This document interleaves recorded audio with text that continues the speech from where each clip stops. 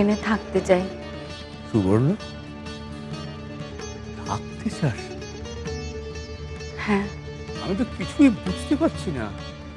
আমাকে থাকতে দেবে বাবা? চুপ কর, চুপ কর সুবর্ণ। আচ্ছা, তুই এটুকু বুঝতে পারছিস না, ওরা তোকে যেভাবে এখানে রেখে গেল সেটা ত্যাগ করা, ত্যাগ করা। মা না এলে আমি কিচ্ছু করব না। ঠিক আছে, আমার দিকে তাকা। ঠিক আছে, আমরা বরং একটা কাজ করি, মাকেই এখানে আনার ব্যবস্থা করি, কেমন? তাহলে হবে তো? মা আসবে?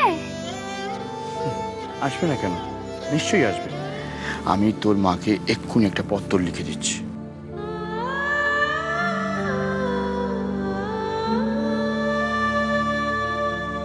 সুবর্ণ আর খবর পাবে না জানো, ও বাড়ি থেকে সুবর্ণকে খবর দেবে না ওরা। কেন এসব উল্টোপাল্টা কথা চিন্তা করছিস বল দেখিনি? আমার জীবনে তো সবকিছুই উল্টো পাল্টা গো, সেই সবই তো ঘটে আমার জীবনে। সুবর্ণ খবর পাবে না, দেখো সারা জীবনের মতো ওরা আমাকে অপরাধী করেছে, সেই পুরনো রাগেই।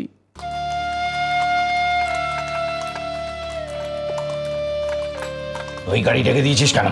তোকে ডাকতে বলেছিল? মা কিছুই বলেনি, আমি ডেকে এনেছি। কেন?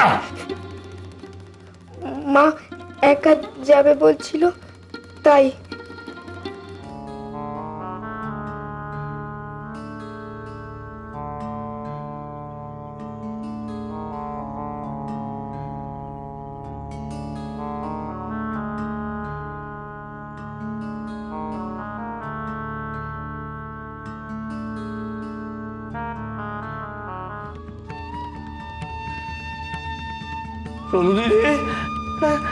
ও নবু, নবু, কি হলো রে? কি হলো? শো দেখিনি, শো। কে এলো বলো তো? দেখেছো কাউকে? কে কে এলো জানো কিছু? বলো না, বলো না শুধু দিদি। আমি যে পাশের ঘরে ছিলাম রে নবু, আমি কোনো আওয়াজ শুনতে পাইনি। তুই ঠিক করে শো দেখিনি? এই শরীরে এত দখল সয়? শুধু দিদি, আমার মেয়ে একদিন হেক্কা পরে আমার কাছে এসেছিল, খালি হাতে। বড় দুঃখী লেগেছিল তাকে, জানো? সে তার বাবাকে কাঙালের মতো অনুরোধ করেছে, বাবা তোমার কাছে আমাকে থাকতে দেবে?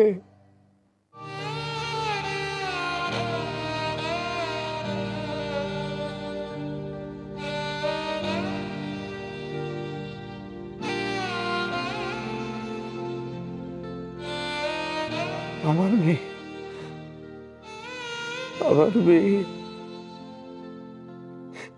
তাকে আমি থাকতে দিতে পারলাম না শুধু দিদি। ভয়ে আশঙ্কায় একটি দিনের জন্য তাকে থাকতে দিতে পারলাম না, ফিরিয়ে দিলাম।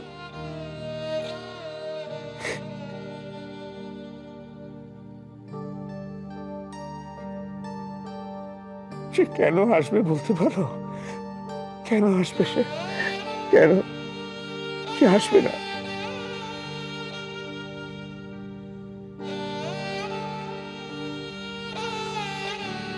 সে কিছুতেই আমাকে ক্ষমা করবে না শুধু দিদি, কিছুতেই না, কিছুতেই।